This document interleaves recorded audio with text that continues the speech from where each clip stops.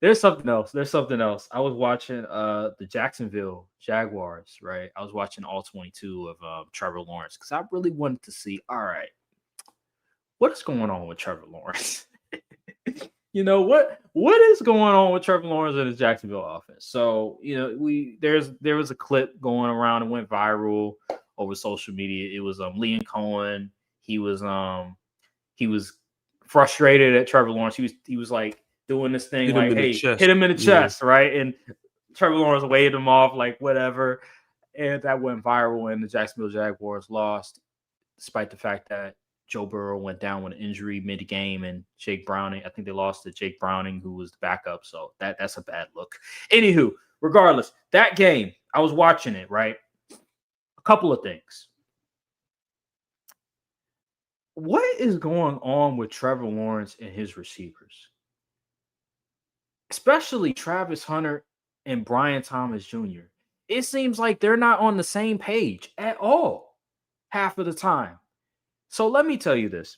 So Trevor Lawrence, the one play, it was the two interceptions. First interception was in the red zone, I believe, and I believe he got hit as he was throwing the football, and he was throwing towards Travis Hunter, and it got picked. Either way, it was a bad throw. Bad decision. Travis Hunter was covered. He shouldn't have thrown it in the first place, even if he wasn't going to get hit. And then there was another play where it was a near interception. They called they called it back. They said it was an incompletion, but it was also towards Travis Hunter. I don't know what Travis Hunter was run. I don't know what route Travis Hunter was running. It looked like it was either an out route or a comeback route. It was a bad route. And Trevor Lawrence threw the ball towards him, and he was heavily covered. Now, you could say, okay, Travis Hunter, if he would have, I don't know what route he was running. I really don't. If he was running an out route, that is horrible by Trevor Lawrence. If he was running a comeback, you could argue, all right, if Travis Hunter, if he does a better job of coming back to the ball, then all right, maybe you could argue that that's on Travis Hunter. Either way, he was heavily covered, and Trevor Lawrence threw the ball towards him, and it was nearly an interception. And then the last one, it was towards Brian Thomas Jr. Bad throw by Trevor Lawrence as well. But I could also argue that Brian Thomas Jr., it looked like he was afraid of getting hit. That entire game. There's a video. There's a video of a guy who's breaking this stuff down, how bad Brian Thomas Jr. was week 2 against the Bengals. It was bad. And his effort was horrible. Some of the routes, I don't even think he ran the right routes in some of them. The effort was bad. Remember, I think Trevor Lawrence, I think it was a strip sack or something like that. He fumbled the ball, and Brian Thomas Jr. didn't even try to come up with the ball. It was just a lot of bad plays. But yeah, overall, this Jacksonville Jaguars team, it just seems like the same old, same old. It just seems like a team that there's no leadership. Trevor Lawrence is just a guy. And the receivers, they are going rogue. They're doing their own thing. Guys are dropping passes as well. I think they're at the top of the league in like drop passes right now. It's just so much bad going on with the Jacksonville Jaguars. And I'm looking at Liam Cohen right now. I'm like, you're the new head coach. You're supposed to change your life. Where's the leadership? So yeah, well, I don't know if you watched this game or not. I don't know if you got any glimpses. I watched a little bit of it. So what I saw, Brian Thomas Jr., something, some psychologically, something has happened. Yeah. I don't know what it is, but it just seems like he's shook up out there. Like he's literally, if there was a, like, you know how QBs, they're seeing ghosts. He's hearing footsteps because there's no other explanation to why he's not making the plays he's making. Like that one pass hit him. One pass, he was right near the goal line, hit it right in his chest. Boom. It looked like he was like shocked that the ball was coming towards him or something. Then there was another one. He ran a slant across the middle of the field. bounced off his hand. He looked like he was scared. I don't. Something is wrong with that brother. He might need to see a sports psychologist on the real because I felt that. I no, seriously. Like I think he's shook up, like mentally. Like this is uncharacteristic.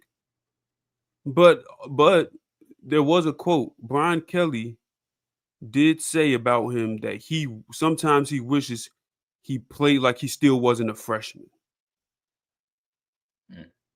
So signs might have been there at LSU, but right now he just doesn't like his demeanor between him and Malik on that field is night and day right now. It's very concerning. And Trevor Lawrence, he's not void of any fault either because he was out there stinking up the joint, missing some of them throws. I'm like, buddy, what is going on? And this is what I'm saying. This is why. Listen, I'm never wrong, Aaron. I'm just early. When I made that video, however many years back, I want to say maybe 2 years back, when I said, when did Trevor Lawrence become a dude? Yeah. This is exactly what I'm talking about. This is what happens when you put these titles on these prospects and they do not live up to them. They gave Trev all that money for him to not really develop at all from his first 2 years in the league. If anything, he's getting worse. And Liam Cohen, he's putting in a good offensive game plan. Players are open. The QB is missing them. I mean, your defense is doing the best they can. Trayvon Walker looking good out there. He has 7 pressures. The QB got to make a play. That's true. Yeah, you're right. And then you want to brush off the coach. Like, come on, you don't show up your coach like that in the middle of, are you crazy? Yeah. See, that's a problem right there. Yeah, that is insane. You playing the way you play, you want to brush off the coach. Man, oh my goodness. If I was Liam Cohen, I would have lost my mind on that sideline. Because the audacity. I will say again, like I'm looking at Liam Cohen. You make a good point. There was plays to be had, plays to be made by Trevor Lawrence, and he just didn't make those plays.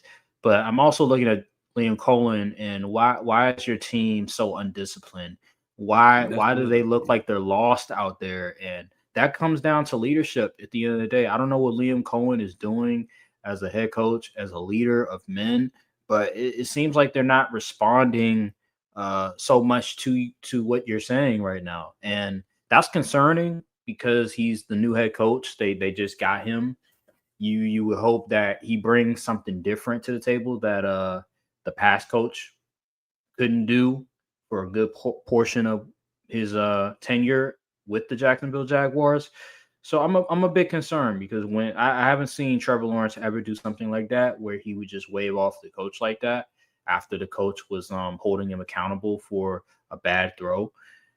It just seems like entitlement. It just seems like, oh, now a coach is holding me accountable and I don't like it. So now I'm going to show him off on the field. It's a bad look for both parties, man. It's just a bad look for both because at the end of the day, it has to be. You got to figure out a way from the top. It has to be coming from the top because at this point, this has been a consistent theme. Yeah.